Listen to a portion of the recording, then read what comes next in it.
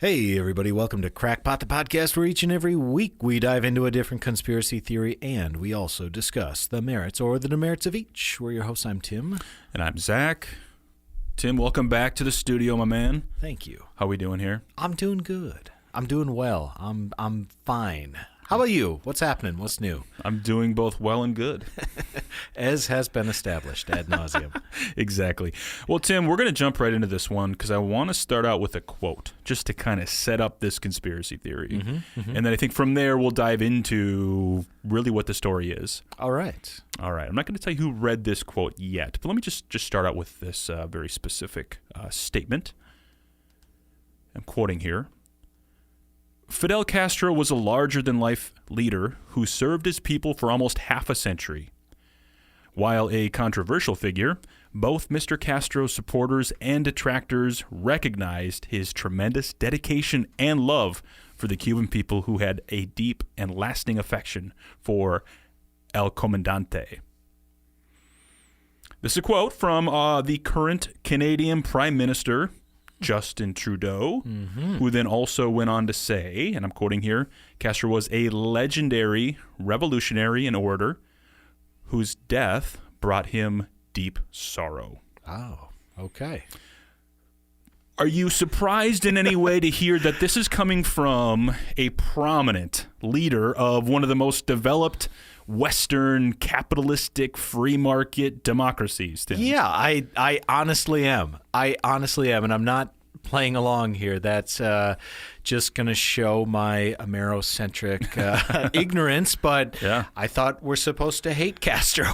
Like, what's up with that? It's always been very confusing to me, and I will say that I recognize there's a long history with Cuban-American relations, of which I know almost nothing about really any of it. Yeah. But I will say, from what I do understand, it seems to me there's probably a few sides to the story and to Castro's leadership, the scope of which is not here part of the show. But really, what I wanted to talk about today was one of those conspiracy theories that, I don't know, Tim, I've noticed these different conspiracy theories that come across our desk on occasion. It's the kind of standard, the moon landing was faked, right? Sure. 9/11 perhaps was an inside job, kind of the ones that are the classics. Yep. And then you get kind of the fun, the silly ones, maybe Avril Lavigne was replaced by her body double or whatever. Birds aren't real. These are just at first blush, completely silly. Yeah. And then there's a more nuanced category, which is exactly that, but then you spend 20 seconds looking into it and realize, oh, maybe there's something to it. Yeah. And that's this conspiracy theory. Those are the fun ones. Those are straight up the most fun to do. They absolutely are. Because, look, man, the moon landing was faked, etc. Pick your one that anyone on the street corner grocery store has heard. They're entertaining to a degree, but you and I, what can we say that has not been said already? And that's why I struggle doing them sometimes. Yes. It's like that's why I've put off Roswell. That's why I put off 9/11 and all sorts of other reasons too. But it's like, what can I add that is different and adds to the conversation? You're exactly right. And then something like this comes along, you're saying, which... again, full disclosure, I really don't know anything about. I sent this to you. You did. Also, in full disclosure, because a listener was like, hey, this is wild. And I looked at it. I spent 20 seconds. I was like, oh, okay. Yes. And I let you do the extra hours of work because I wanted to hear about it. By the way, that worked out totally great. Thanks to the listener who sent this in. And I haven't even said what the conspiracy theory is, but I know you've read the title. But I will say the conspiracy theory here is that the current Prime Minister of Canada, Justin Trudeau, is Fidel Castro's son. It seems crazy. It seems completely crazy. Just straight up bonkers. Yes. But this is a real conspiracy theory that people actually do believe. And where there's smoke, there's fire. I'll just put it that way. And so, Tim, before we go too much further, I got to ask you right away, right at the outset. Yeah. Based on what you've heard so far, which is virtually nothing, what percentage believability would you assign to this theory? I mean, close to zero.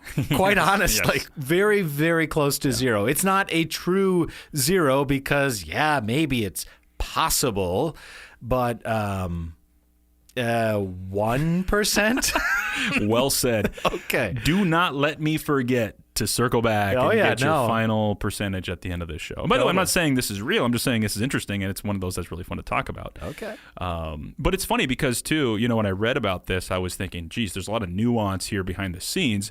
I know virtually nothing about Canadian politics.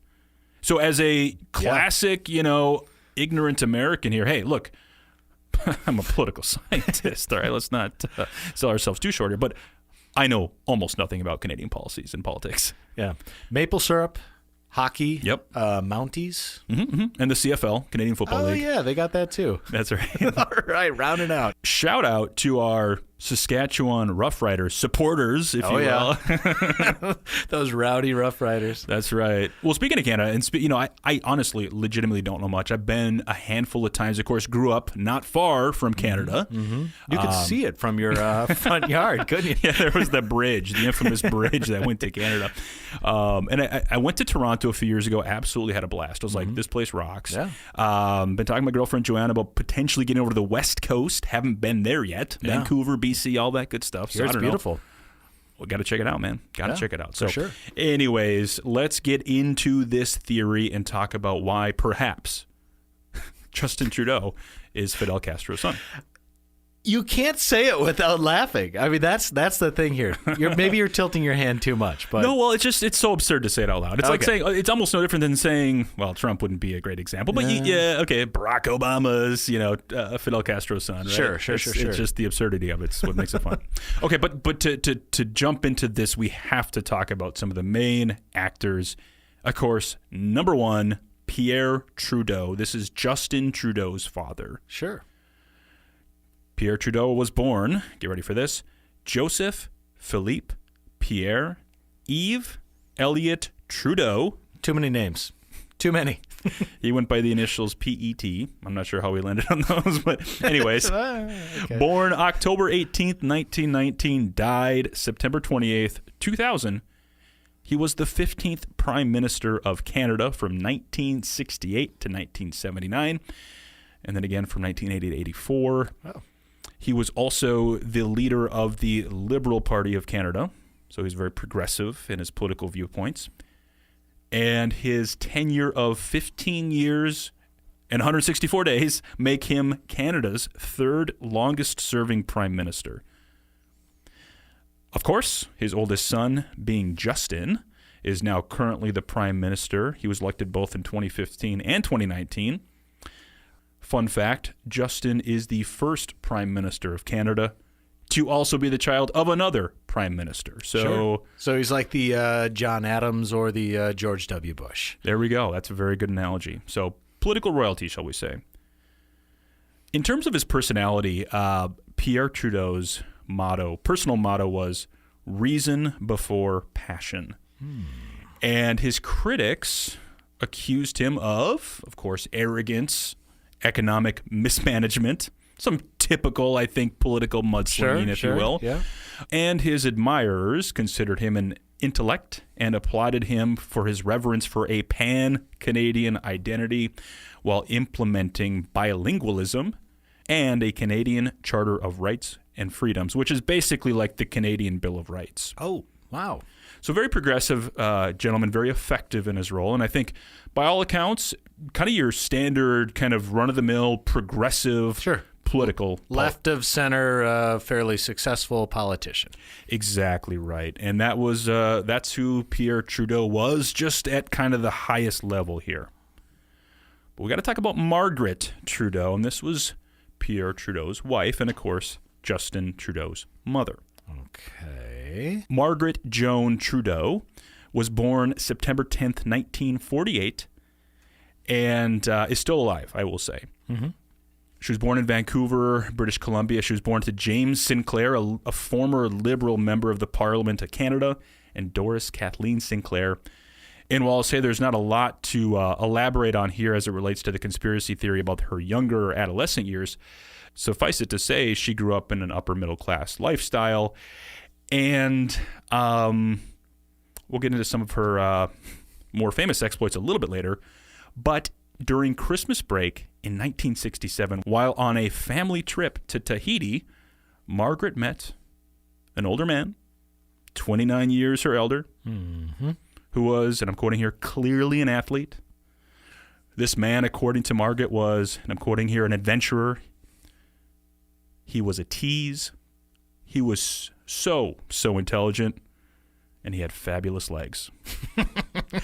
That's what a very young and taken Margaret Trudeau said of her future husband, Pierre, again, 29 years her elder. And when they met when she was just 19 years old, this, of course, was a little bit of a let's keep this under wraps situation. Yeah. As you can probably well imagine. I'm leaving out some of the coolest stuff. Sure. Intentionally, which I will now get into because this stuff is actually really super important. Okay. So, when you get kind of the official bio of these people, it's like, it reads pretty straightforward, pretty clear. Okay, yeah, you have lifelong politicians and a daughter of a, career politician, etc. All very, very clear. Well, it turns out there's a lot more to both of these people than their bios would let on. Than the top paragraph of the Wikipedia page. Exactly. Okay. Exactly. Pierre Trudeau was considered by many like a scion of a wealthy Montreal family. And when he turned 28 in 1948, he had already logged just under 2,000 miles on his Harley, traveling Europe. Oh, really? On his own, just going out, seeing the world. Like a young Che Guevara, maybe? Ooh, nice tie-in. Okay, you like that? Very good tie-in. Okay, there we go. While he was out seeing the world, he had been falsely accused and arrested of being an Israeli spy. Oh, wow. He hitchhiked across Indochina in a military convoy. He'd been detained even for crossing into Pakistan, and so the guy was clearly adventurous, what I'm trying to say. Wow. But it wasn't until the 1960s then he actually got into politics, and suffice it to say, his good looks and easy way with crowds made him a very obvious JFK parallel, right to the north. And so a lot of folks said he was basically Canada's JFK, if you will. And because he was young, wealthy, good-looking, powerful by this point now, right? Getting into the political space.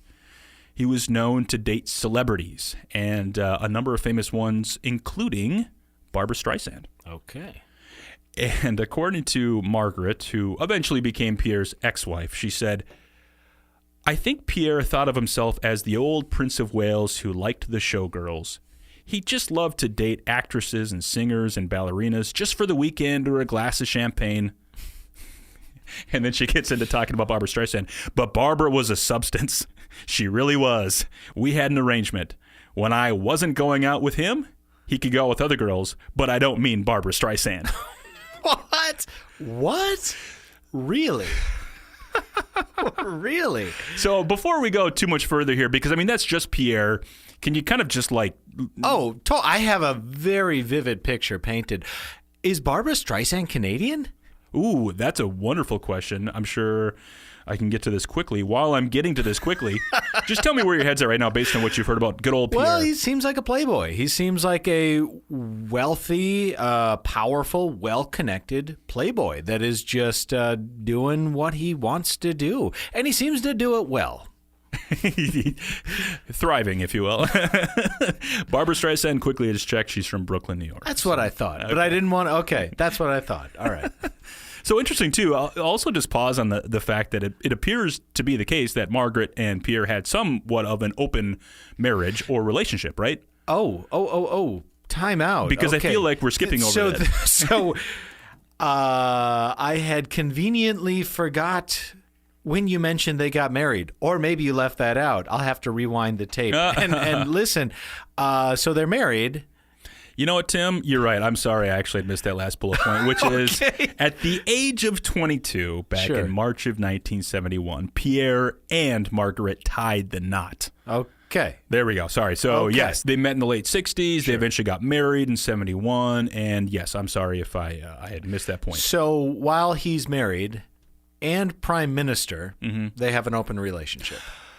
I don't know that it was advertised as such. Yeah, I'm not saying they shout it out loud, but yeah. But it's based on what I've read. It sounds like they had a fairly.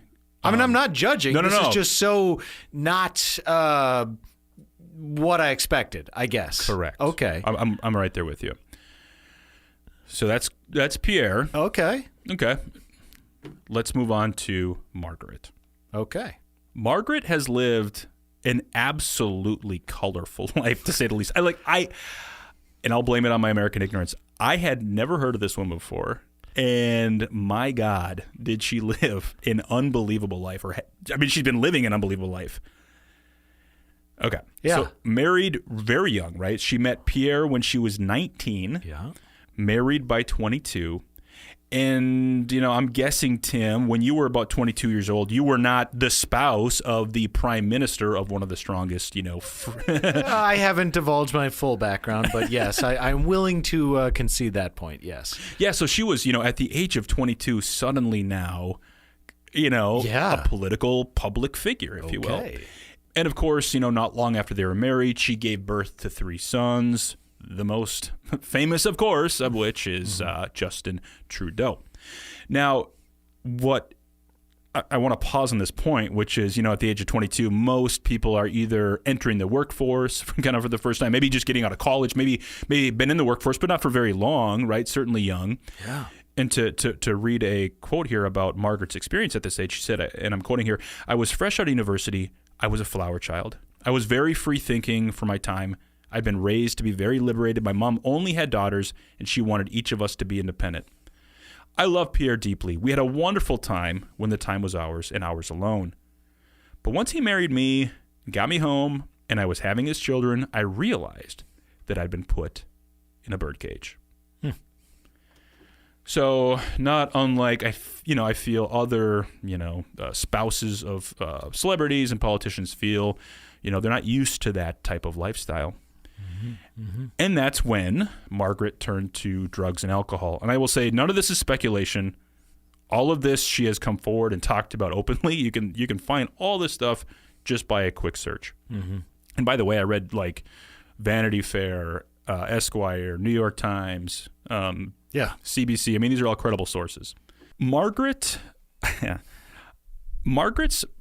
public exploits, shall we say, started to become quite obvious and maybe a distraction to the country. Scandalous, perhaps? I think it's a fairly accurate word.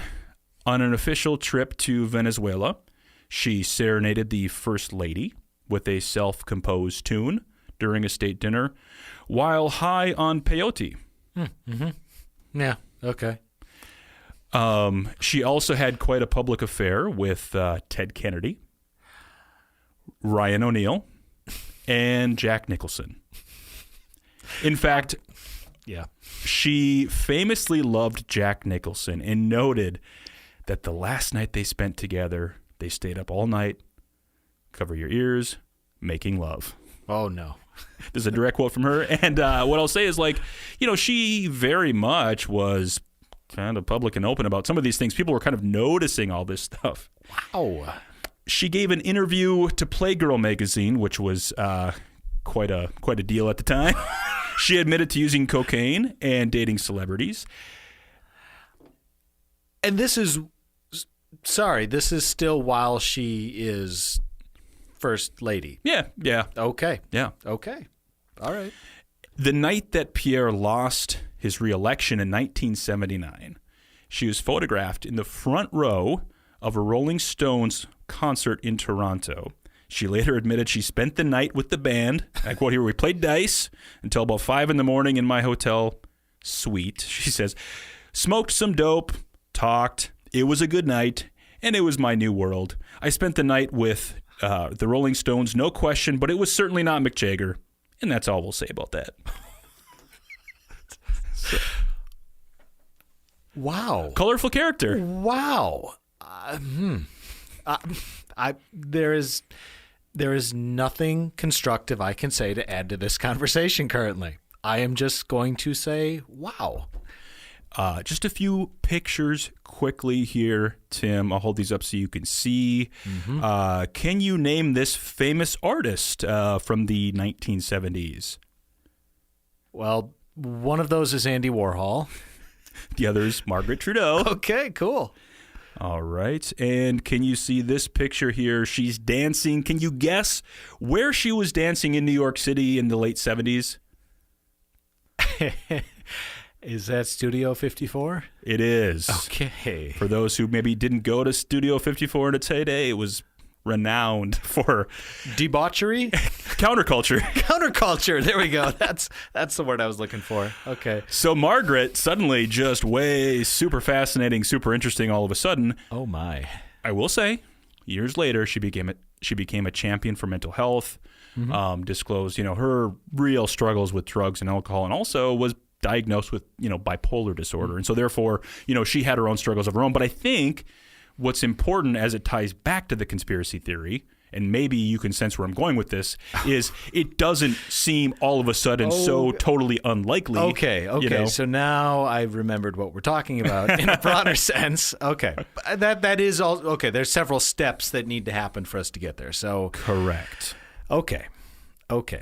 All right, but let's keep going. There's still one more figure we got to talk about. Before we go into the conspiracy theory any deeper. Can you guess who? El Comandante himself. Thank you very much. Okay. For those of you that don't know Spanish, that literally translates into Fidel Castro. That is true. All right, Fidel Alejandro Castro Ruiz, born August 13th, 1926, died November 25th, 2016. Of course, the leader of Cuba from 1959 to 2008. So there was a time when, of course, he had appointed his brother to then continue his reign, I guess, if you want to call it that. Ideologically, Marxist-Leninist, of course, Cuban nationalist, also served as the secretary of the Communist Party from 1961 to 2011. And under his administration, Cuba became a one-party communist state, of course. Industry and businesses were nationalized. The state socialist reforms were implemented.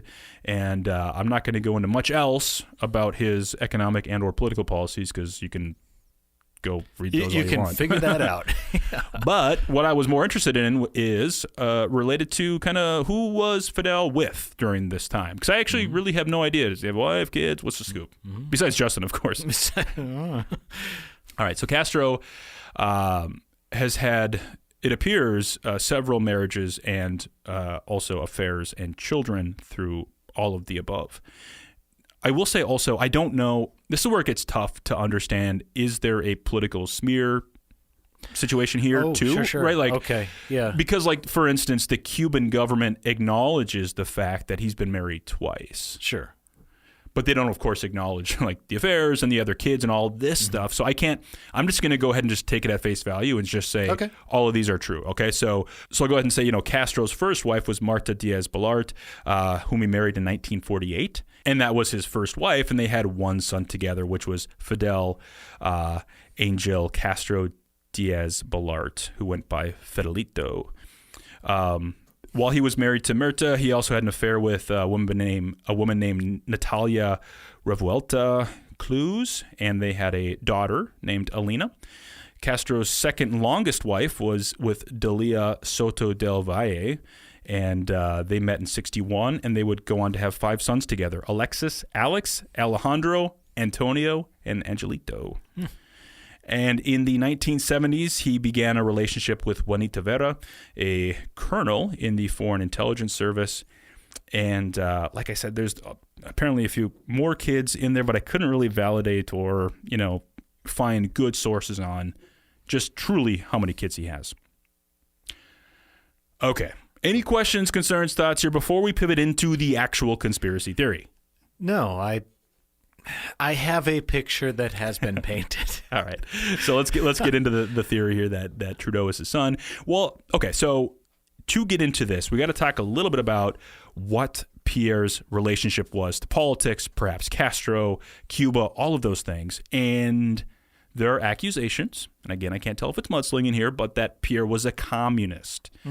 According to writer Bob Plamondon in a 2013 biography of Pierre, he said that Pierre visited the Soviet Union in 1952, and he was accompanied by 4 Canadian communists to discuss economics.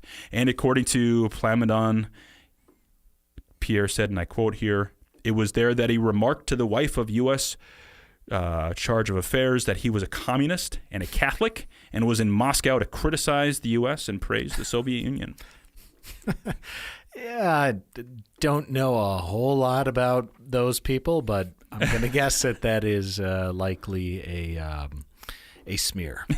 In 1960, Trudeau went to China and spent 6 weeks for a state-sponsored tour of China, of which, of course, he praised the progress being made by the Chinese Communist Party.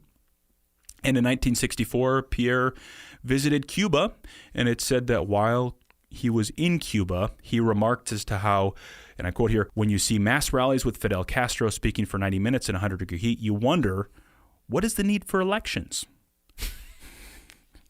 And so, okay, some commentary there. Not sure how much of it is real or a smear campaign. But then I was thinking, okay, well, what were his policies? Maybe there's some consistencies there with left-leaning communist, ideology. And I will say that he was indeed, of course, a progressive liberal. Sure. And so I'm sure that some of his ideologies, including things like, a universal basic, like minimum wage, healthcare, those types of things, were confused with him being a communist. But he was at least a progressive liberal, and it did spend some time in the Soviet Union as well as communist China. So I will just say that, growing up in America, where everyone from Barack Obama to Bill Clinton gets labeled a communist by certain members of the press, I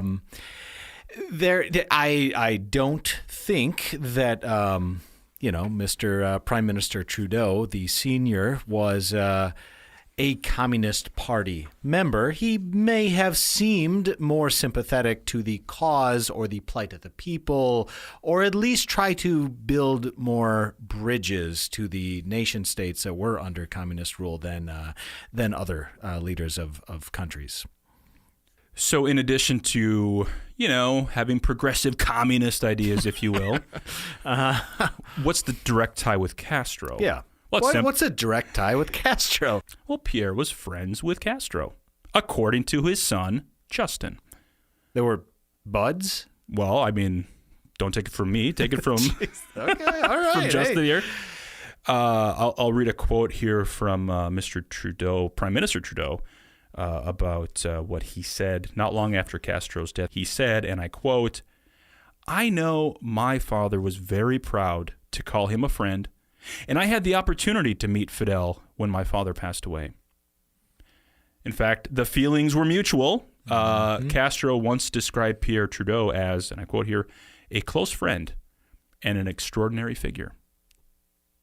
Politicians being politicians or something else? I'm going to say that's politicians being politicians. Oh, come on. I mean, sure, they were probably cordial and they probably hit it off fairly well, but that's just politicians being politicians. Okay. But we've established the linkage between, at least, there was some maybe perhaps communist leanings. There was also friendship amongst Castro and the Trudeaus. Okay, We've established that much, to be clear. Okay.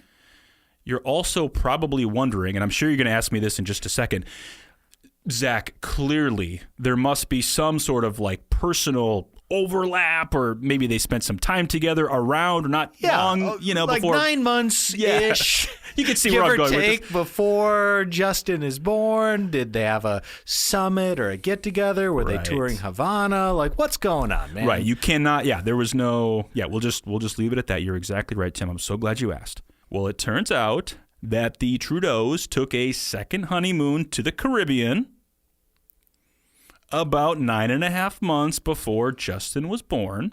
Okay. Now, they visited Barbados. They visited Tobago. They also visited an undisclosed location. Bahamas?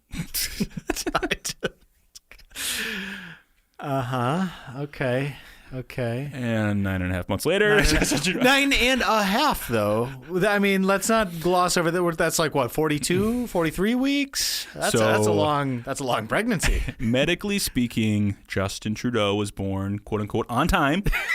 And I will say, speaking, as quote unquote on time. Well, as the father of two Yes. adorable children, Yes. I will tell you, nothing surprised me more than in the year 2012, talking to the doctor who told me, we don't really know when this child will be born. We have kind of a rough guess. 35, 42. I don't know. I mean, honestly, I will. I hear you. Forever. I'm going to be forever amazed at how little they know about like how children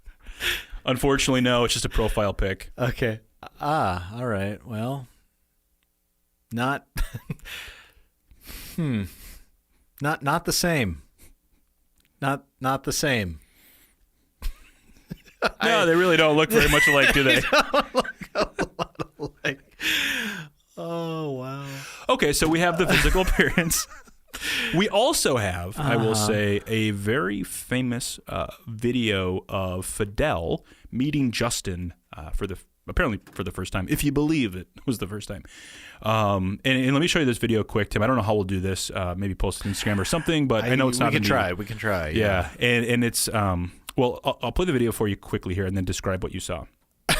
Well, he's certainly embracing him like a like a family member. I mean, it looks less like two world leaders and more like father son. Good friends. I don't.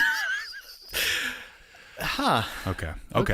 Well, okay. So let me walk you through the evidence that I've proven conclusively here, Tim. This is goofy. I feel like we're playing with fire. I feel like the some mounted police are gonna come barging through the door here any moment. Yeah. Does the U.S. have extradition to Canada? Can we get I can't. I don't have Westlaw access anymore. I can't look into that. So much for that Thunder Bay trip I was going to take. Right. Shush. So okay. So all right.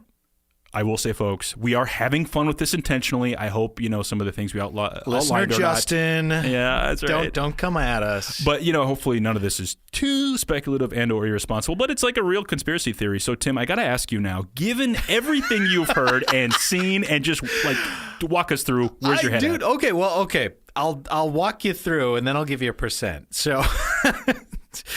All right. You have a fairly open relationship. Mm-hmm. Okay. You have